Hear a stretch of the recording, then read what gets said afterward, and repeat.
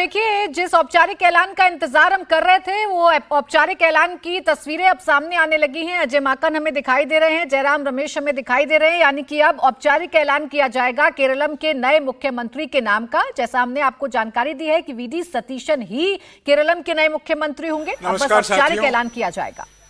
आज हमारे बीच में AICC कोषाध्यक्ष श्री अजय माकन जी, AICC महासचिव श्री मुकुल वासनिक जी और AICC महासचिव जो केरलम की जिम्मेदारी है दीपा दास मुंशी जी हैं। अभी श्रीमती दीपा दास मुंशी जी एक महत्वपूर्ण घोषणा करेंगी। दीपा जी।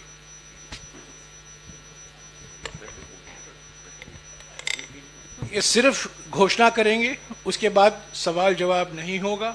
इनफॉर्मली हम बातचीत करेंगे, पर अभी घोषणा करने दीजिए क्योंकि इसका आपका इंतजार भी है।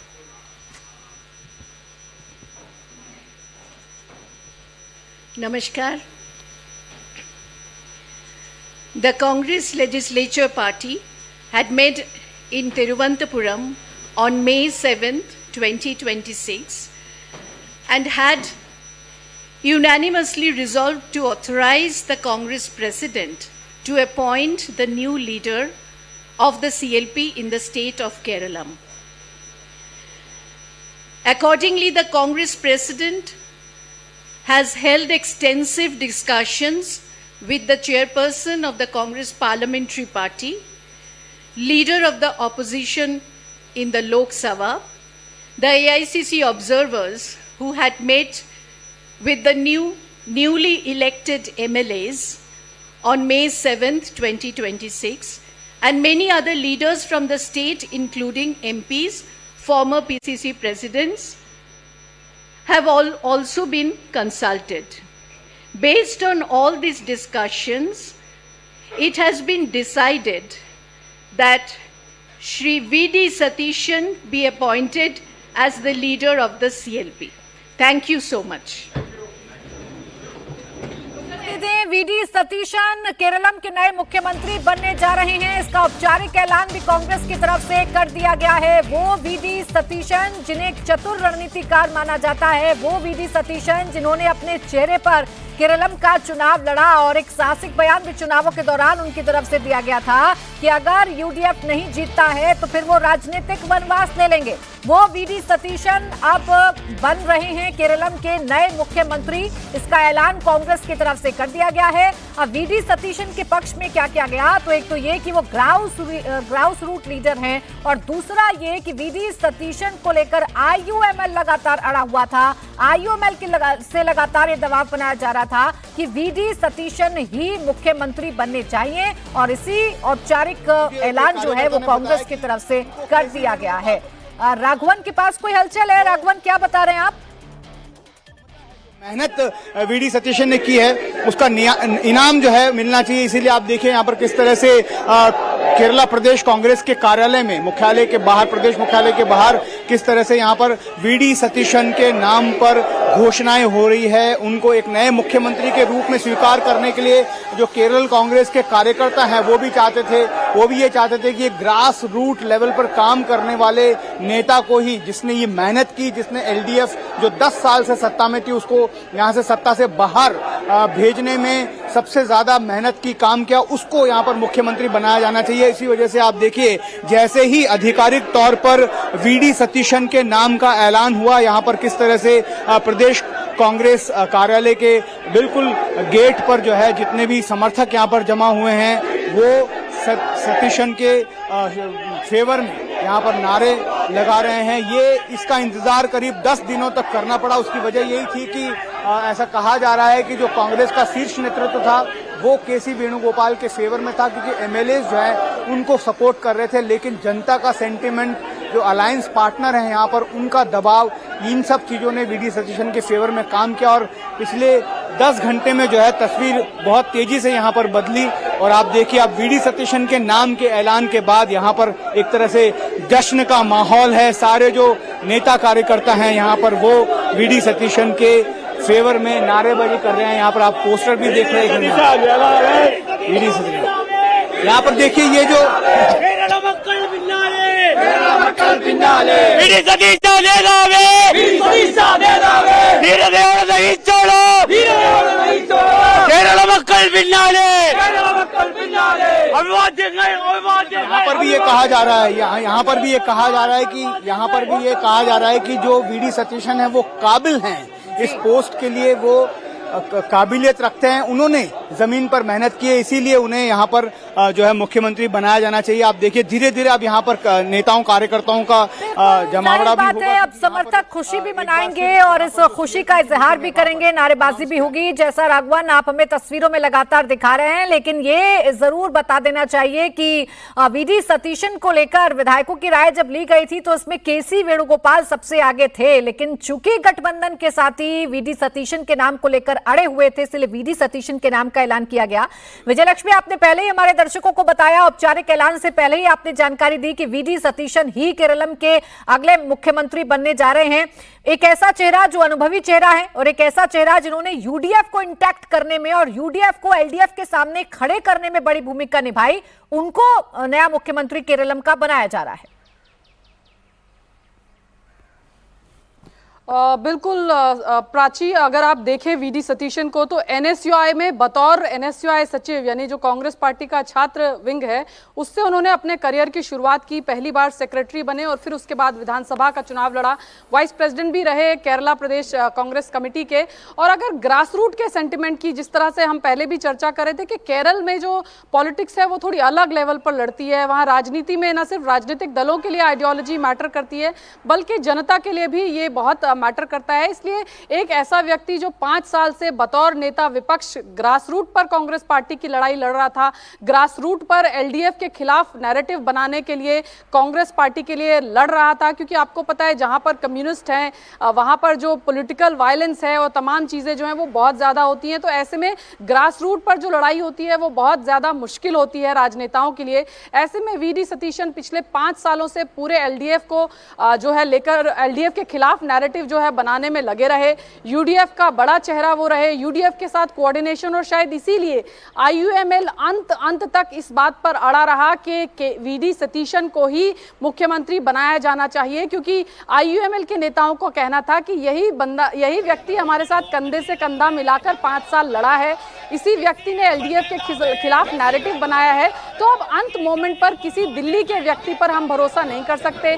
केसी वेणुगोपाल को अगर, और जिस तरह से विरोध प्रदर्शन भी हो रहे थे, आपको बता दूं जो नेता 1-on-1 राहुल गांधी से मिले, हर नेता से उन्होंने ये जरूर पूछा कि ये जो प्रोटेस्ट हो रहे हैं केरल में, उनके बारे में आप क्या सोचते हैं, क्या वो जेन्युइन प्रोटेस्ट हैं या फिर वो नेताओं द्वारा करवाए जा रहे प्रोटेस्ट हैं। तो उसमें तमाम नेताओं ने अपनी राय शुमारी की। कांग्रेस का जो शीर्ष नेतृत्व है वो इस चीज को भांपना चाहता था कि वाकई में अगर हमने वीडी सतीशन के क्योंकि समर्थन में ये प्रोटेस्ट हो रहे थे, क्या ये जेन्युइन ऑर्गेनिक प्रोटेस्ट हैं या फिर ये उनके द्वारा कराए गए ऑर्केस्ट्रेटेड प्रोटेस्ट है। तो ये जो फीडबैक आया वो ये था कि उनको लेकर के ग्रास रूट पर बहुत गजब का सेंटिमेंट है और उसके खिलाफ अगर कांग्रेस पार्टी जाएगी तो उसके नतीजे उन्हें इलेक्टोरल बैटल्स में आने वाले दिनों में भुगतने पड़ सकते हैं, फिर चाहे बात लोकसभा के चुनाव की हो या विधानसभा के चुनाव की। और खासतौर से वायनाड का अगर आप देखेंगी तो वायनाड में आईयूएमएल का, जहां से प्रियंका गांधी वाड्रा भी सांसद हैं, राहुल गांधी रह चुके हैं, वहां पर आईयूएमएल की भूमिका कांग्रेस पार्टी को चुनाव जिताने में जो है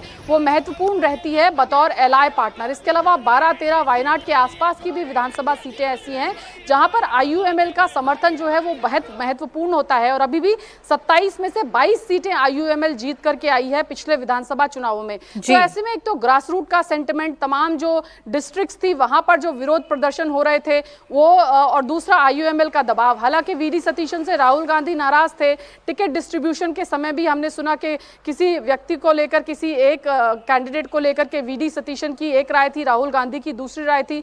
तो ये भी माना जा रहा था कि शायद बहुत ज्यादा उनको ना पसंद करते हो या फिर शायद उनकी दावेदारी उतनी पक्की ना हो, क्योंकि बहुत रिश्तों में सहजता ऐसा बताया गया कि चुनावों के दौरान नहीं थी।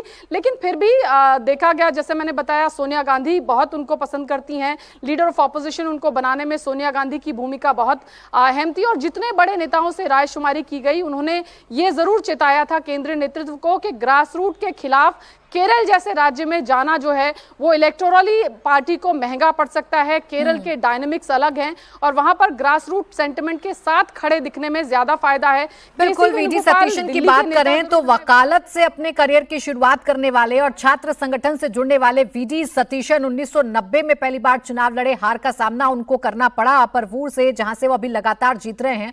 और उसके बाद, इस हार के बाद, किस तरीके से वीडी सतीशन ने अपने आप को राजनीति में एक मंजे हुए खिलाड़ी के तौर पर उभारा है, वो केरलम की राजनीति समझने वाले लोग बताते भी हैं, कहते भी हैं। वीडी सतीशन 2021 में इनको नेता प्रतिपक्ष बनाया गया था और 2021 से लेकर 2026 के बीच में 5 साल की जो मेहनत थी वो वीडी सतीशन करते रहे। कैसे यूडीएफ को जोड़कर रखना है, जो साथी घटक दल है, खासकर आईयूएमएल है, उससे कैसे कोऑर्डिनेशन बनाना है, ये वीडी सतीशन करते रहे। और यही वजह है कि जब केरलम में यूडीएफ को मैंडेट मिलता है तो वीडी सतीशन का नाम सबसे ज्यादा लिया जाता है और वीडी सतीशन के नाम पर ही मुहर लगती है। लेकिन राघवन, ये भी दिलचस्प है, शीर्ष नेतृत्व में से एक नेता राहुल गांधी, जिनकी पहली पसंद केसी वेणुगोपाल रहे और वीडी सतीशन से भी उनके रिश्ते तल्खी भरे रहे, थोड़े असहज करने वाले रहे, उसके बावजूद भी वीडी सतीशन का नाम सामने आ जाना ये बताता है कि बेशक मैंडेट है यूडीएफ के साथ, लेकिन कांग्रेस चाहती है कि उसकी घटक दल उसके साथ रहें, कोई खाई पैदा ना हो।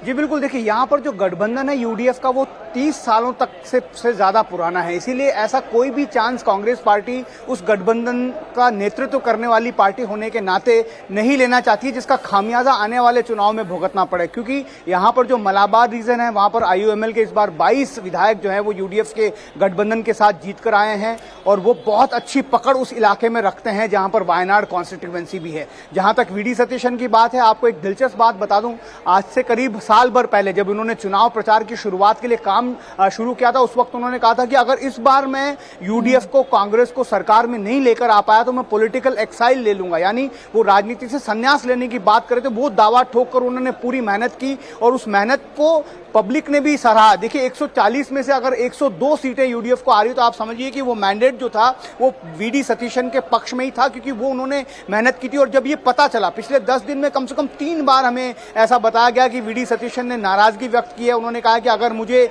नेता नहीं चुना गया विधायक दल का तो मैं कैबिनेट का हिस्सा नहीं बनूंगा, मैं केसी वेणुगोपाल से ज्यादा सीनियर हूं, उनके नीचे मैं काम नहीं करूंगा, मैं कोई पद नहीं लूंगा। ये सारी चीजें चल रही थी। तो इसका मतलब वहां से जो इंडिकेशंस थे वो साफ थे कि एक जो मत बना था कांग्रेस आला कमान का वो ये था कि किसी तरह से केसी वेणुगोपाल को सीएम बनाया जाए, लेकिन एक अलायंस पार्टनर का दबाव और दूसरा पब्लिक सेंटिमेंट। यहां पर आपने देखा कि किस तरह से कल भी हमने वो पोस्टर्स वायनाड के दिखाए दर्शकों को, जिसमें ये कहा गया, चेतावनी दी गई कि अगर वीडी सतीशन को मुख्यमंत्री नहीं बनाते हैं कांग्रेस हाईकमान में तो उनका खामियाजा जो है प्रियंका और राहुल को वायनाड में भुगतना पड़ सकता है। तो ये पब्लिक सेंटिमेंट के आगे मुझे लगता है कि एक बार कांग्रेस के शीर्ष नेतृत्व को है उसका बहुत ज्यादा ख्याल रखना पड़ा। सतीशन खुलकर अपनी नाराजगी भी व्यक्त कर रहे थे और उनकी तरफ से तेवर साफ तौर पर दिखाई दे रहे थे कि अगर उनको नेता नहीं चुना जाता है तो फिर सरकार बहुत स्मूथली चल नहीं पाएगी, केरलम में कांग्रेस के लिए मुश्किलें होंगी। तो क्या किसी टूट की भी चिंता जाहिर की जा रही थी कांग्रेस की तरफ से, राघवन? देखिए फूट के लिए जहां तक बात है, आईयूएमएल के जो नेता थे, जितने भी नेता थे, उन्होंने कहा था कि आप ये अगर आपको ऐसा मैंडेट मिलता है जहां पर आपको बहुमत, एकदम बम्पर बहुमत मिला और उसके बाद भी आप नेता चूज नहीं कर रहे हैं तो फिर आप क्या मैसेज देने की कोशिश कर रहे हैं? आप क्यों वीडी सतीशन को सीएम नहीं बनाना चाहते? ये सवाल जो है आईयूएमएल से इस लिहाज से पूछे गए थे क्योंकि उनको ऐसा लगता था कि चुनाव की जो नतीजा आने के तुरंत बाद 24 घंटे के बाद वीडी सतीशन का नाम जो है मुख्यमंत्री पद के लिए चुन लिया जाएगा, क्योंकि यहाँ पर जो सेंटिमेंट था, जिस तरह का वर्डिक्ट था, यहाँ के लोगों को यह पता था कि अगले मुख्यमंत्री जो है वो वीडी सतीशन ही होंगे। लेकिन जब केसी वेणुगोपाल ने पिच किया इस पोस्ट के लिए तो फिर बाद में चीजें बदलने लग गई। हम आपको ये भी याद दिला दें कि चुनाव के दौरान भी, जब चुनाव के नामों की जो है उम्मीदवारों के नामों की घोषणा की जानी थी, तब भी केसी वेणुगोपाल ने यह कहा था कि मैं चुनाव लड़ूंगा, क्योंकि उनको पता था कि यहाँ पर चुनाव जीतकर मुख्यमंत्री बनना ज्यादा आसान है, एमपी रहते हुए मुख्यमंत्री बनना उनके लिए मुश्किल होगा। उनका प्लान ये था कि वो यहाँ पर आएंगे, चुनाव लड़ेंगे।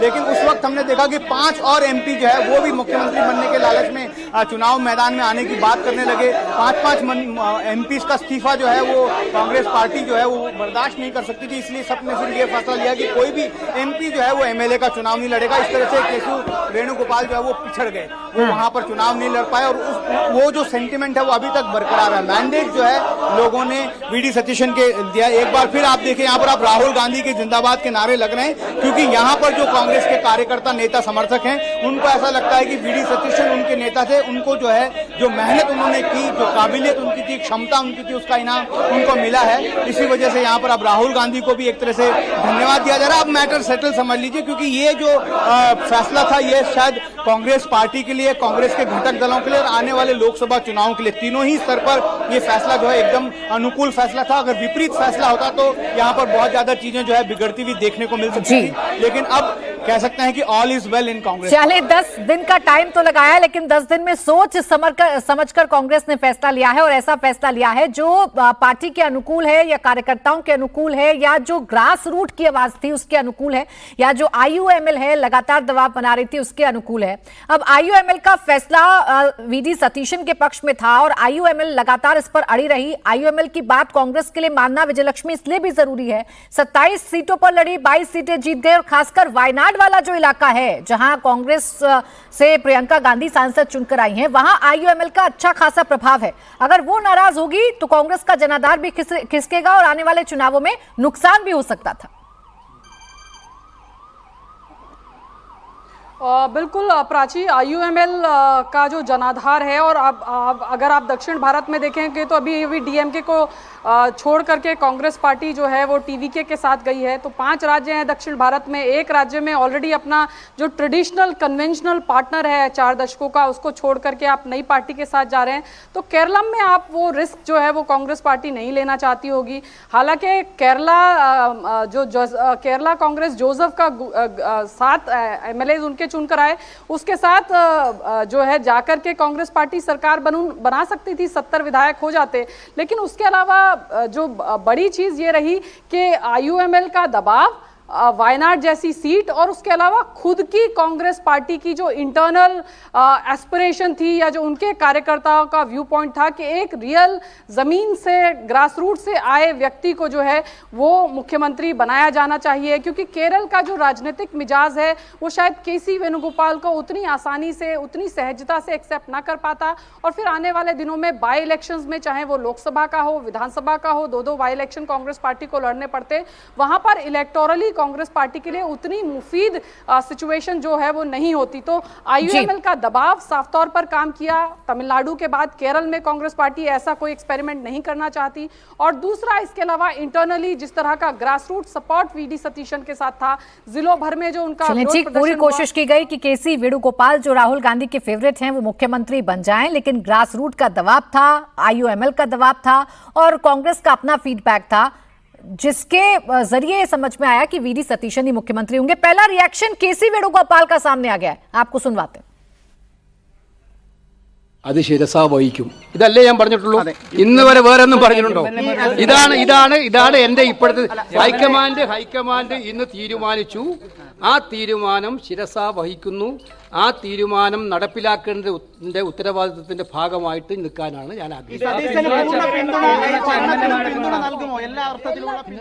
हाईकमान फैसला करेगा उसको मैं मानूंगा और यही फैसला अभी हाईकमान का जो भी फैसला है वो मुझे मंजूर है। इसके अलावा वो कुछ भी कहने ജീവിതത്തിൽ ഞാൻ പറയാറുണ്ട്, മുമ്പേ പറയാറുണ്ട്, എന്താണ് ഏറ്റവും വലിയ ആഗ്രഹം എന്ന് ചോദിച്ചപ്പോൾ ഞാൻ പറയാറുണ്ട് ത്രിവർണ്ണ പതാക പുതപ്പിച്ച് മരിക്കണം എന്നാണ് ആഗ്രഹം.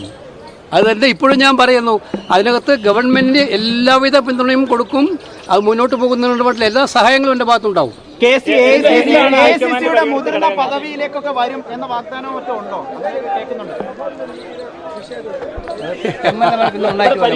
അല്ല, അത്തരം പ്രശ്നങ്ങൾക്കൊന്നും മറുപടി പറയേണ്ട കാര്യമില്ല.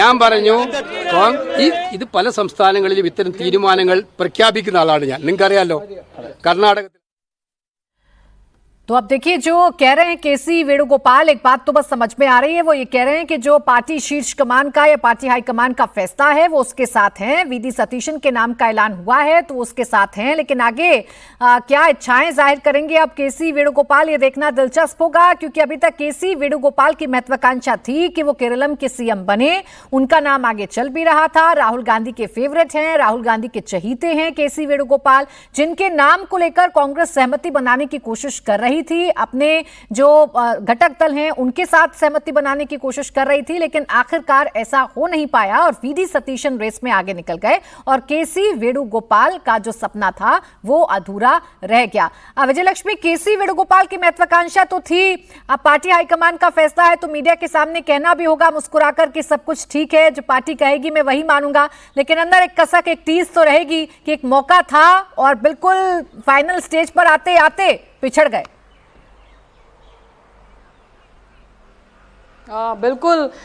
मुझे प्राची, केसी वेणुगोपाल चाहते थे कि मुख्यमंत्री बने और एक बार पार्लियामेंट के कॉरिडोर में मैंने एक भाजपा के बड़े नेता को उनसे बात करते हुए देखा। उन्होंने पूछा आप बन रहे हैं क्या? ऐसे जैसे छोटा मोटी लॉबी वॉबी में हम देख लेते हैं लोगों को बात करते हुए, तो उनके चेहरे पे मुस्कुराहट बता रही थी कि वो बनना चाहते हैं, लेकिन काफ़ी सारी चीज़ें आई जिससे वो पिछड़ गए इस रेस में। और उसकी एक बड़ी वजह राहुल गांधी के विश्वास पात्र ज़रूर हैं, लेकिन दिल्ली में जिस तरह का अहम रोल केसी वेणुगोपाल ने प्ले किया, जिसकी वजह से केरल की राजनीति से उनकी दूरी जो है वो बढ़ती चली गई। वो दिल्ली में भले ही कहते हैं, ऐसा कहा जाता है कि रिसोर्सेज की उन्होंने कमी नहीं होने दी यूडीएफ को केरल में चुनाव लड़ने से। और आपने देखा होगा एक बहुत ही ज़मीनी कार्यकर्ता को मनाने भी गए थे चुनाव के दौरान। अक्सर हम देखते हैं ऐसा जो है तमाम तमाम चुनावों में विधानसभा के इस तरह की घटनाएं होती हैं, लेकिन केसी वेणुगोपाल खुद जाएं, किसी को मनाएं और फिर कहें कि भाई विरोध छोड़ दो, ऐसा कम होता है। लेकिन केरल में केसी वेणुगोपाल एक्टिव थे,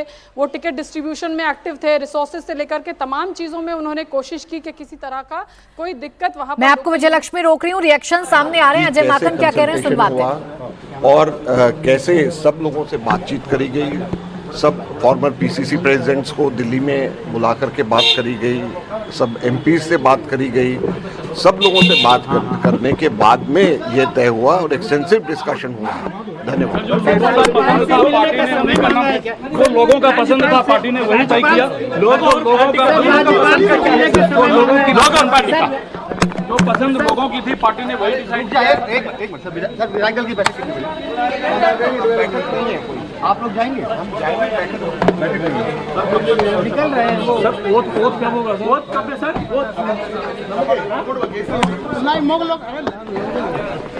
तो पार्टी में डिस्कशंस के बाद इस फैसले पर मुहर लगी है। अब 10 दिन का टाइम लिया है कांग्रेस ने, तो ये तो कांग्रेस के नेता बताएंगे भी। और जाहिर बात है कि डिस्कशन हुआ था, क्योंकि कई नामों को लेकर चर्चाएं थी। केसी वेणुगोपाल को लेकर चर्चा थी, तो वीडी सतीशन को लेकर भी चर्चाएं हो ही रही थी। और अब वीडी सतीशन ही केरलम के अगले मुख्यमंत्री बनने जा रहे हैं, ये भी पूरी तरीके से तय हो गया है। वो वीडी सतीशन जो 2001 के बाद से एक भी चुनाव नहीं आ रहे हैं, ग्रास रूट नेता हैं, और 2021 में उनको नेता प्रतिपक्ष बनाया गया। तब से जो भूमिका केरलम में कांग्रेस के लिए निभाई है वीडी सतीशन ने, उसी का नतीजा है कि वीडी सतीशन अब अगले मुख्यमंत्री केरलम के बनने जा रहे हैं। और यहाँ पे अनाउंसमेंट घोषणा कर दी गई है। दीपादास मुंशी जी, मुकुल वासनिक जी और मैं, हम तीनों वहाँ पे जाएंगे। राज्यपाल से मिलने का समय मांगा है सर? वो सब होगा ना, अभी तो सब होगा। Thank you. ठीक है। तो 64 साल के सतीशन केरल के नए सीएम बनने जा रहे हैं। विधानसभा में लीडर ऑफ अपोजिशन की भूमिका निभा चुके हैं। 2021 से लगातार लीडर ऑफ अपोजिशन की भूमिका निभा रहे थे। और जो गठबंधन है यूडीएफ का, उसमें एक बड़े संयोजक के तौर पर उनकी भूमिका थी। अपने घटक दलों को, खासकर आईयूएमएल को और कांग्रेस जोसेफ को साथ लेकर चलने की भूमिका वीडी सतीशन ने निभाई है। और उसी का नतीजा है कि कार्यकर्ता उनके पक्ष में थे। जैसे ही केरलम में जानकारी पहुंच रही थी कि वीडी सतीशन रेस में पिछड़ गए हैं या वो मुख्यमंत्री नहीं बनेंगे और केसी वेणुगोपाल का नाम आगे है, वैसे जगह जगह हमने प्रदर्शन की तस्वीरें भी देखी थी। और उस प्रदर्शन की तस्वीरों को कांग्रेस आलाकमान ने रीड भी किया है। और इसके साथ ही साथ जो सबसे बड़ा फैक्टर है वीडी सतीशन के मुख्यमंत्री बनने के पीछे, वो आईयूएमएल का दबाव है। 22 सीटों पर आईयूएमएल चुनाव जीतकर आई है। 27 सीटों पर आईयूएमएल ने चुनाव लड़ा था।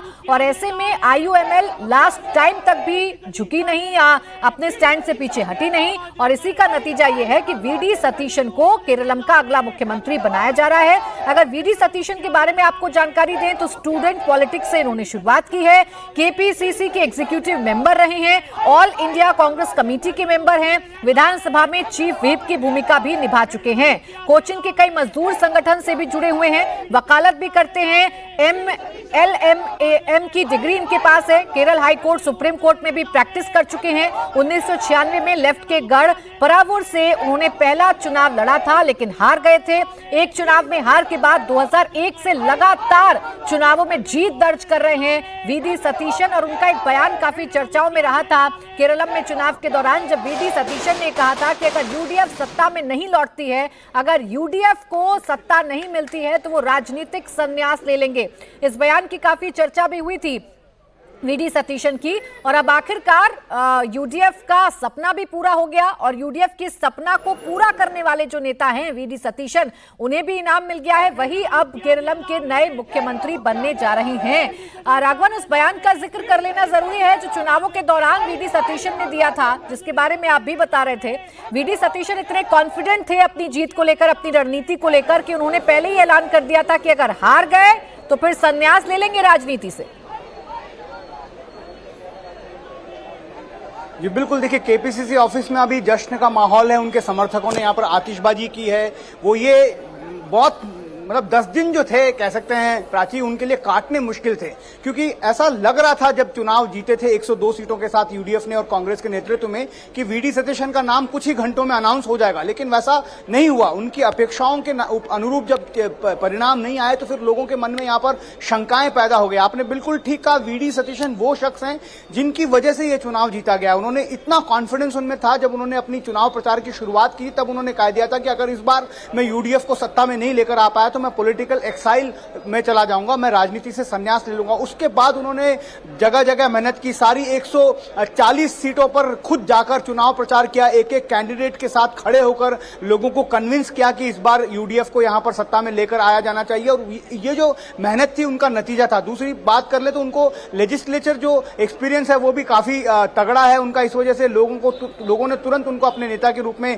स्वीकार किया और एक मौका जो है उनको दिया गया। उस मौके को रियलिटी में बदलने के लिए वीडी सतीशन को कह सकते हैं कि 10 दिन का वक्त लग गया, क्योंकि उसमें बहुत सारे डिलीवरेशंस की बात हुई थी। उस वक्त भी ये कहा जा रहा था कि जो टिकट जो दिया गया था वो, चूंकि यहाँ पर संगठन महासचिव हैं केसी वेणुगोपाल आलपुड़ा, यहीं केरला से एमपी भी है, तो उनका एक बहुत बड़ा उसमें हस्तक्षेप था। उसी वक्त जैसे हम लगातार कह रहे हैं कि चाहते थे कि वो भी एमएलए का चुनाव लड़े, लेकिन वो ऐसा नहीं कर पाया। उनका एक प्लान जो है उस वक्त फेल हुआ, कह सकते हैं। महत्वाकांक्षा बहुत ज्यादा थी केसी वेणुगोपाल की, और इसी वजह से लगता है कि 10 दिन का वक्त लगा, आखिरकार उन्हें मनाया गया। और पब्लिक सेंटिमेंट और अलायंस के जो सेंटिमेंट है उसको ध्यान में रखते हुए वीडी सतीशन को नया मुख्यमंत्री घोषित किया गया है। बिल्कुल, केसी वेणुगोपाल की महत्वाकांक्षा थी। और अभी तक तो जिस तरीके से नाम चल रहे थे राघवन, केसी वेणुगोपाल का नाम ही सबसे आगे चल रहा था और ऐसा माना जा रहा था कि जो वीडी सतीशन है वो रेस में पिछड़ गए हैं। लेकिन ग्रास रूट की आवाज, गठबंधन में सहयोगी आईयूएमएल का स्टैंड, इसने वीडी सतीशन के पक्ष में काम किया और वीडी सतीशन ही केरलम के अब अगले मुख्यमंत्री बनने जा रहे हैं। शुक्रिया आपका तमाम जानकारी के लिए राघवन। अब आइए आगे बढ़ते हैं। प्रहार में बात करेंगे प्रधानमंत्री नरेंद्र मोदी की अपील की। जहां पेट्रोल डीजल बचाने की अपील अब देश भर में मुहिम बन गई है। महाराष्ट्र, बिहार, हरियाणा के मुख्यमंत्रियों ने अब अपने काफिले में कटौती कर दी है। पेट्रोल डीजल की कम से कम खपत हो, इसके लिए अब सभी राज्यों के सीएम और मिनिस्टर आगे आ रहे हैं। केंद्रीय मंत्रियों ने भी अपने काफिले में कटौती की है, तो अब अलग अलग राज्यों से बचत की तस्वीरें आ रही हैं। बिहार के मुख्यमंत्री सम्राट चौधरी ने अपने काफिले को आधे से भी कम कर दिया है। सम्राट चौधरी सिर्फ 3 गाड़ियों के साथ अपने आवास से बाहर जाते दिखाई दिए। वहीं बिहार के साथ ही हरियाणा के मुख्यमंत्री नायब सैनी ने भी अपने काफिले में कटौती की है। महाराष्ट्र के मुख्यमंत्री देवेंद्र फडणवीस प्रधानमंत्री मोदी की अपील के बाद विधानमंडल इलेक्ट्रिक बाइक से पहुंचे। देवेंद्र फडणवीस के सुरक्षाकर्मी भी बाइक पर ही मौजूद थे। तो प्रधानमंत्री ने एक अपील की, बैक टू बैक 2 दिन की, और उसका असर अब बीजेपी शासित राज्यों में तो कम से कम दिख ही रहा है। विधान परिषद सदस्यों के शपथ ग्रहण का समारोह, विधान परिषद सदस्यों के शपथ ग्रहण समारोह का दिन है और इस वक्त हम देख सकते हैं कि मुख्यमंत्री खुद इस वक्त इलेक्ट्रिक जो बाइक है उस पर उनका कॉन्वॉय आ रहा है। ये जो काफिला हम देख रहे हैं, उनके सुरक्षा रक्षक भी जो है इस वक्त हमें बाइक पे दिख रहे हैं। खुद मुख्यमंत्री देवेंद्र फडणवीस हेलमेट पहने हुए हमें इस वक्त देख रहे हैं। मुख्यमंत्री देवेंद्र फडणवीस, सर आप इलेक्ट्रिक व्हीकल पे आए, सर बाइक पे आ रहे हैं। हम देख रहे हैं कि इस वक्त बाइक पर हमें दिख रहे हैं, वो इस वक्त उनके पीछे आशीष शेलार मंत्री बैठे हुए हैं। खुद मुख्यमंत्री यहाँ पर बाइक चलाते हुए पहुंचे हैं और साथ में उनके सुरक्षा रक्षक हम यहाँ पे देख सकते हैं कि जितने सुरक्षा रक्षक हैं सब बाइक पर हैं। हम गिना देते हैं वहां पे 1 2 3 4 5 जो सुरक्षा रक्षक जो बाइक्स हैं वो सभी के सभी बाइक पे आए हुए, कोई भी कार का इस्तेमाल नहीं किया गया है और सारे के सारे सुरक्षा रक्षक उनके हम देख रहे हैं सिक्योरिटी गार्ड इस वक्त कार पर छोड़कर वो बाइक पर आए हुए हैं। खुद मुख्यमंत्री भी जो उनका वर्षा निवास स्थान है वहां से राइड करते हुए यहां पर विधान भवन में पहुंचे हुए हैं बाइक पर। जिस तरह से प्रधानमंत्री नरेंद्र मोदी ने अपील की है कि ईंधन की बचत हो और खुद उनका कॉन्वॉय इस वक्त प्रधानमंत्री का भी 2 का रह गया है, जिसमें खुद एक कार में बैठते हैं, दूसरी में सुरक्षा रक्षक होते हैं, उसका ही कहीं ना कहीं बाकी के जो मंत्री हैं वो आचरण करते हुए इस वक्त नजर आ रहे हैं। और नतीजे हम देख रहे हैं यहाँ पर मुख्यमंत्री देवेंद्र फडणवीस खुद बाइक चलाते हुए यहाँ पर विधान भवन पहुंचे हैं। प्रधानमंत्री मोदी की अपील के बाद महाराष्ट्र के मुख्यमंत्री देवेंद्र फडणवीस खुद बाइक पर ऑफिस पहुंचे, तो वहीं महाराष्ट्र विधानसभा के दूसरे नेता पेट्रोल डीजल की बचत के लिए इलेक्ट्रिक कार का इस्तेमाल करते हुए नजर आए। हमारे साथ बीजेपी के विधान परिषद सदस्य प्रमोद जठार हैं। उन्होंने अभी ये जो कार देख रहे हैं इलेक्ट्रिक व्हीकल उन्होंने खरीदी है। क्या वो वजह है कि उन्होंने इलेक्ट्रिक व्हीकल ली है? हम देख सकते हैं कि उसके पीछे जो नंबर प्लेट है वो भी अभी आनी है और बिल्कुल नई कार उन्होंने खरीदी है। प्रमोद जठार हमारे साथ। जिस तरह से प्रधानमंत्री नरेंद्र मोदी खुद 2 गाड़ियों में, सिर्फ उनके कॉन्वॉय में सिर्फ 2 गाड़ियां बची, जिसमें एक सुरक्षा रक्षक की गाड़ी होती है, दूसरे में वो खुद बैठते हैं। प्रमोद जी, सबसे पहला सवाल है कि प्रधानमंत्री नरेंद्र मोदी जी ने जो सभी को अपील की है कि बचत करें, ईंधन की हो, हर चीज की हो, बाहर घूमने न जाए, आपने ये कार कब खरीद ली? मैं कल ही ये गाड़ी बुक किया और आज ही मेरा शपथ विधि यहाँ है बीइंग एमएलसी। तो मैंने सोचा कि मेरे देश के प्रधानमंत्री है, उन्होंने बताया तो वही रास्ता सही है, तो वही रास्ते से चलना है। बस मैंने 8 दिन पहले ही गाड़ी बुक की थी, जब इसे प्रधानमंत्री जी का जो भी संदेश आया, तो आज मैं शपथ विधि के साथ में गाड़ी से आया और चलो हम तो चले। तो बचत करनी होगी प्रधानमंत्री जी का।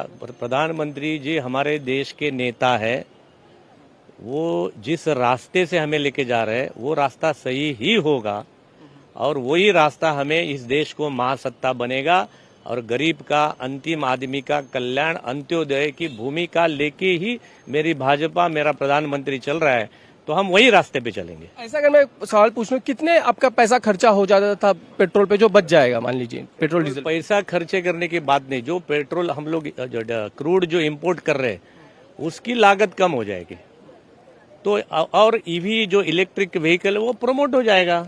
हम लोग ही अगर ये काम करते हैं तो मुझे लगता है जनता भी वही राह पर चलेगी। तो मुझे लगता है सब नेताओं ने यही मार्ग से चलना चाहिए और जो राह प्रधानमंत्री जी ने हमें दी है, जैसे गांधी जी ने हमें सच की, अहिंसा की रास्ता दिखाया था, तो प्रधानमंत्री जी ने स्वावलंबन का और भारत आत्मनिर्भर करने का जो रास्ता दिखाया वो रास्ता ही सही है। प्रधानमंत्री की अपील का असर देश भर में हो रहा है। बिहार के मुख्यमंत्री सम्राट चौधरी पेट्रोल डीजल बचाने के लिए सिर्फ 3 गाड़ियों के काफिले के साथ नजर आए। सम्राट चौधरी दरभंगा जाने के लिए अब अपने आवास से एयरपोर्ट जा रहे थे, तो उनका काफिला काफी छोटा नजर आ रहा था। सम्राट चौधरी खुद ईवी गाड़ी से थे, उनके साथ एस्कॉर्ट की 2 गाड़ियां थीं। प्रधानमंत्री नरेंद्र मोदी की अपील के बाद मुख्यमंत्री सम्राट चौधरी ने अपने काफिले की संख्या काफी कम कर दी है। 1, 2 और 3, सिर्फ 3 गाड़ियों से सम्राट चौधरी जा रहे हैं। दरभंगा उनको जाना है और एयरपोर्ट की तरफ अभी रवाना हुए हैं अपने आवास से। तो सम्राट चौधरी ने यह तय किया था कि पेट्रोल और डीजल की खपत कम करने का जो फैसला है, जो मकसद है, उस मकसद को देखते हुए सिर्फ 3 गाड़ियों के साथ सम्राट चौधरी एयरपोर्ट के लिए निकले हैं। तो जाहिर है कि जिस तरह से प्रधानमंत्री ने अपील की है उसका असर साफ तौर पर दिख रहा है। सभी मंत्रियों को भी कहा गया है कि वो अपने काफिले की गाड़ियों को कम करें। कई मंत्री ऐसे हैं जिन्होंने ये भी अपील की है कि संभव हो तो वो जो सार्वजनिक परिवहन है उसका इस्तेमाल करें। तो जाहिर है इसका असर अब दिख रहा है और मुख्यमंत्री से लेकर सभी मंत्री अब इस पर अमल करते नजर आ रहे हैं। संकट काल में पेट्रोल डीजल की बचत के लिए हरियाणा के मुख्यमंत्री नायब सिंह सैनी ने भी अपने काफिले में कमी की है। हरियाणा के सीएम के साथ पहले 7 से 10 गाड़ियों का काफिला चलता था, लेकिन अब काफिला कम करके 4 गाड़ियों का कर दिया गया है। प्रधानमंत्री नरेंद्र मोदी ने अपने काफिले में कमी की, उसके बाद देश के गृह मंत्री ने अपने काफिले में कमी की है और अब हरियाणा के मुख्यमंत्री नायब सिंह सैनी का ये काफिला है। और आप जिस समय तस्वीर देख रहे हैं कि काफिले में 4 गाड़ियां जो हैं इस वक्त नजर आ रही हैं, जिनमें से एक जैमर है, 2 सुरक्षा की गाड़ियां हैं और एक मुख्यमंत्री, जिसमें मुख्यमंत्री खुद सवार होकर आ रहे हैं। कुल 4 गाड़ियां उनके काफिले में अब कर दी गई हैं। पहले यह काफिला जो था वो कम से कम 7 से 8 गाड़ियों का होता था और अब 1, 2, 3 और 4 गाड़ियां ये आप मुख्यमंत्री के काफिले में इस समय देख सकते हैं। एक गाड़ी वो सामने खड़ी है, पायलट गाड़ी, एक जैमर और 2 गाड़ियां ये 1, 2, 3 और 4 गाड़ियां जो हैं इस समय यहाँ पर काफिले में नजर आ रही हैं। तो ये इस समय तस्वीर जो है आप मुख्यमंत्री ऑफिस के देख रहे हैं यहाँ पर, और मुख्यमंत्री जो हैं वो पहुंचे हैं, उनसे बात करने की कोशिश भी करेंगे कि काफिले में कमी की गई है। ये प्रोग्राम दरअसल यहाँ पर हरियाणा जो बीजेपी मुख्यालय वहाँ पर जो कल चुनाव हुए थे लोकल बॉडीज के, उनके उपलक्ष्य में ये चुनाव जो था वो किया गया, प्रोग्राम रखा गया है उनके लिए और यहाँ पर मुख्यमंत्री पहुंचे हैं और 4 गाड़ियों का काफिला जो है वो इस समय यहाँ पे नजर आ रहा है कि सिर्फ 4 गाड़ियां जो हैं वो मुख्यमंत्री के काफिले में नजर आ रही हैं, जबकि पहले ये काफिला 7 से 10 गाड़ियों का होता था। दिल्ली सरकार ने भी पेट्रोल डीजल की बचत के लिए कई बड़े कदम उठाए हैं। सरकार की गाड़ियों के काफिले में कटौती की गई है। साथ ही मंत्री और अफसरों को पब्लिक ट्रांसपोर्ट इस्तेमाल करने की सलाह दे दी गई है। मैं इस वक्त दिल्ली सचिवालय के बाहर मौजूद हूं और ये पीछे जो गाड़ियां देख रहे हैं ये चीफ सेक्रेटरी की गाड़ी है दिल्ली सरकार के, जो इस वक्त सचिवालय में एंटर कर रही है, क्योंकि 2 गाड़ियों का जो काफिला है वो चीफ सेक्रेटरी के साथ एक सुरक्षा कर्मियों का एक खुद वो गाड़ी में मौजूद है। और प्रधानमंत्री भी हम देख रहे हैं कि 2 ही गाड़ियों से कल वो चलते हुए नजर आए, क्योंकि प्रधानमंत्री ने अपील की है कि कोई भी जो लोग हैं वो ज़्यादा से ज़्यादा जो तेल की बचत है वो करे, तो उन तमाम चीज़ों का असर अब दिखने भी लगा है। हम यहाँ पर यही देखने की कोशिश कर रहे हैं कि जो मंत्री है या जो बड़े अधिकारी है वो किस तरह से, अब क्या वो अभी काफिले के साथ आ रहे हैं या नहीं। तो चीफ सेक्रेटरी की जो गाड़ी अंदर गई है उसमें एक सुरक्षा कर्मियों की गाड़ी थी और एक में खुद वो बैठे थे। 2 गाड़ियों का काफिला उनके साथ था, यानी कि खुद वो गाड़ी एक गाड़ी में वो थे और एक में सुरक्षा कर्मी थे। और अब बात करेंगे नीट पेपर लीक की, जिसके बाद पूरे देश में बवाल मचा हुआ है। जगह जगह एनटीए के खिलाफ प्रोटेस्ट हो रहे हैं। हंगामे के बीच सीबीआई इस मामले की तेजी से जांच भी कर रही है। अभी सबसे ज्यादा एक्शन महाराष्ट्र में देखने को मिल रहा है। सीबीआई ने महाराष्ट्र से 3 लोगों को पकड़ा है। इनमें धनंजय लोखंडे की अहिल्याबाई नगर से गिरफ्तारी हुई है। सीबीआई ने पुणे से मनीषा वाघमारे नाम की एक महिला ब्यूटिशियन को भी हिरासत में लिया है। अभी तक की जांच और आरोपियों की पूछताछ में खुलासा हुआ है कि सबसे पहले अहिल्याबाई नगर के रहने वाले धनंजय लोखंडे ने नासिक के शुभम खैरनार को पर्चा दिया था। अब सीबीआई की टीम धनंजय से पूछताछ करने में जुटी है कि धनंजय के हाथ ये पर्चा कैसे लगा। सीबीआई की पूछताछ में यह भी सामने आया है कि मनीषा और धनंजय एक दूसरे को कई सालों से जानते थे। दोनों के बीच कई बार पैसों का लेन देन हो चुका है। सूत्रों का दावा यह है कि नीट पेपर लीक के बाद धनंजय लोखंडे और मनीषा ने अपने मोबाइल फोन से कई चैट डिलीट कर दिए ताकि किसी भी मुसीबत में वो ना फंस पाएं। धनंजय लोखंडे के एक दोस्त ओंकार शिंगोटे को भी हिरासत में लिया गया है। अभी जो जानकारी मिल रही है उसके मुताबिक शिंगोटे वाघोली इलाके के कॉलेज में आयुर्वेद की पढ़ाई कर रहा था।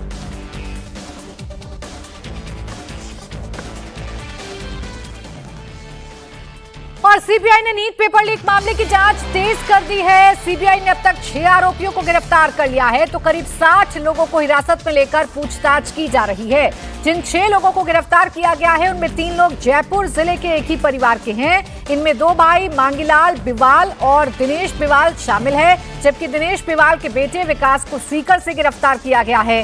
सीबीआई ने कल तीनों लोगों को, जो 3 आरोपी हैं, उनको जयपुर की अदालत में पेश किया है, जिसने उन्हें ट्रांजिट रिमांड पर भेज दिया है। इसके बाद सीबीआई उन्हें लेकर जयपुर से दिल्ली रवाना हो गई है। सीबीआई ने सबसे पहले नासिक से शुभम खैरनार को पकड़ा था। उसी के खुलासे के बाद गुरुग्राम से यश नाम के छात्र की गिरफ्तारी हुई। सीबीआई का कहना है कि मामले में अभी और भी गिरफ्तारी होंगी, क्योंकि कई ऐसे लोग हैं जिन्होंने पैसे देकर गैस पेपर खरीदे और आगे दूसरे को बेचे। तो सीबीआई ने इस मामले में एक्शन तेज कर दी है। 4 आरोपियों को गिरफ्तार कर भी लिया गया है। ताबड़तोड़ एक्शन जारी है। एक तरफ महाराष्ट्र से ताबड़तोड़ गिरफ्तारियां की जा रही हैं, तो महाराष्ट्र से राजस्थान तक ये नेटवर्क कैसे फैला हुआ है, इसकी भी जांच सीबीआई लगातार कर रही है। अभय पाराशर मेरे सहयोगी जुड़ गए हैं ज्यादा जानकारी के साथ। अभय बताइए, सीबीआई की जांच कहां तक पहुंची है? क्या जो मास्टरमाइंड हैं, जो गुनहगार हैं, वो पकड़े गए हैं?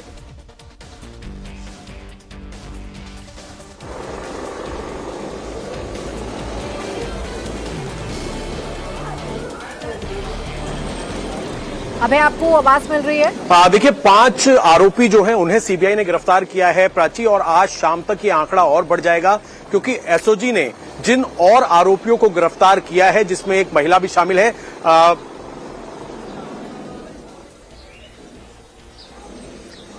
आप बोलें अभय।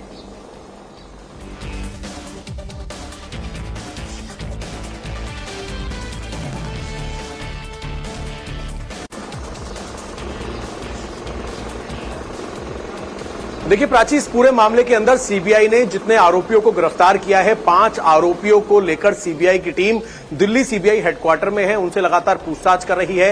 ये वही आरोपी हैं जिन्होंने सबसे पहले जो क्वेश्चन पेपर है उनको आगे सर्कुलेट किया, जयपुर के अंदर सर्कुलेट किया। हम आपको बता दें कि यश जो है जयपुर का निवासी, इसने दिनेश को ये पेपर बेचा था और इसका अमाउंट जो है वो भी क्लियर हो गया है। दिनेश का जो बेटा है, जो खुद नीट का अभ्यर्थी है, उसने सबसे पहले इस पेपर की जानकारी जो है दूसरे अभ्यर्थियों को दी थी। एक व्हाट्सएप ग्रुप बनाया गया था जिसमें जो गेस्ट पेपर है उसको लीक किया गया था, और एडवांस के तौर पर, यानी कि जब ये कंफर्म हो गया कि इतने सवाल पेपर में पक्का आ रहे हैं, उसको जब चेक कर लिया गया, क्रॉस वेरीफाई कर लिया गया, तब एडवांस के तौर पर 30,000 रुपए भी लिए गए। इस पूरे मामले के अंदर इन 5 आरोपियों से फिलहाल दिल्ली में पूछताछ की जा रही है, और आज शाम तक, क्योंकि महाराष्ट्र से कुछ और लोगों को भी अलग अलग टीमों ने हिरासत में लिया है, उनसे इस वक्त सीबीआई पूछताछ कर रही है। इनके रोल को वेरीफाई करने के बाद आज ये आंकड़ा गिरफ्तारी का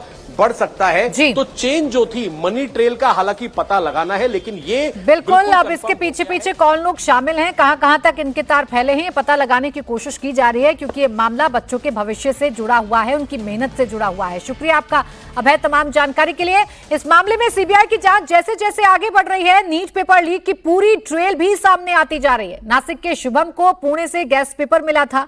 जांच में खुलासा हुआ है कि उसे गैस पेपर धनंजय लोखंडे ने दिया था, जिसके बाद शुभम ने गुरुग्राम के यश यादव को गैस पेपर दिया। यश ने ही राजस्थान के जमवारामगढ़ में दोनों भाई दिनेश और मांगीलाल से 45 लाख रुपए में डील की थी, जिसमें से 30 लाख रुपए दोनों भाई दे चुके थे। फिर इन दोनों भाइयों ने सीकर में 10 स्टूडेंट्स को गैस पेपर बेचा। वहीं सीकर में नीट की पढ़ाई कर रहा दिनेश के बेटे विकास ने भी अपने दोस्तों को गैस पेपर बेचे हैं। जांच की सुई जैसे जैसे आगे बढ़ रही है, एक एक के बाद एक चौंकाने वाले खुलासे हो रहे हैं। दरअसल गिरफ्तार आरोपी मांगीलाल की 2 बेटियां और उसके बड़े भाई की भी 2 बेटियों ने पिछले साल नीट का एग्जाम क्वालिफाई किया था। अब सवाल यह भी है कि क्या पिछले साल भी दोनों भाइयों ने बड़ा खेल खेला था और सबकी नजरों से बच गए? आखिर एक परिवार से इतने बच्चों का नीट जैसा मुश्किल एग्जाम क्वालिफाई करना महज संयोग है या इसके पीछे कोई खेल है? सीबीआई अब इसकी जांच में भी जुट गई है। नीट पेपर लीक की जांच एजेंसी जब कड़ियां खंगाल रही है, तो राजस्थान में उसकी एंट्री कैसे हुई, एसओजी और सीबीआई की जांच में तमाम खुलासे हुए हैं। जांच एजेंसियों ने दावा किया है कि नासिक से जब पेपर लीक हुआ तो उसके बाद गुड़गांव होते हुए सबसे पहले राजस्थान में एंट्री हुई जमवा रामगढ़ में। जमवा रामगढ़ में हम जिस घर के बाहर खड़े हुए हैं, यानी दिनेश और मांगीलाल का ये घर है, और बताया जाता है कि नासिक से जब पेपर लीक हुआ तो जमवा रामगढ़ पहुँचने से पहले हरियाणा गुड़गांव के एक डॉक्टर से ये पेपर खरीदा गया 30 लाख रुपए में। और उसके बाद यहाँ से यानी जमवा रामगढ़ से इसी परिवार के लोगों ने अपने बेटे यानी सीकर में इस पेपर को पहुँचाया और उसके बाद सीकर से चूरू, झुंझुनू, अन्य राज्यों में पेपर व्हाट्सएप पर फॉरवर्ड होता चला गया। इसकी खरीदारी कितने में हुई है इसकी जांच की जा रही है, जांच एजेंसी अपने अलग अलग तर्क लगा रही है। लेकिन बड़ी बात यह है कि जिस घर के बाहर मैं खड़ा हूं यानी दिनेश और मांगीलाल के जो 5 बच्चे हैं वो नीट में उनका चयन हो चुका है पिछले साल ही। जांच एजेंसी इस बात की पुष्टि कर रही है कि 30 लाख में अगर ये पेपर खरीदा गया है तो आगे कितने दाम में ये पेपर को बेचा गया है। राजस्थान में जमवा रामगढ़ के बाद चूरू, झुंझुनू होते हुए ये अन्य किन जिलों में इस पेपर को फॉरवर्ड किया गया। और सबसे बड़ी बात ये कि गुड़गांव के डॉक्टर से यानी नासिक से होते हुए जब हरियाणा ये पेपर पहुंचा तब जमवा रामगढ़ में गुड़गांव के डॉक्टर से कनेक्शन क्या है,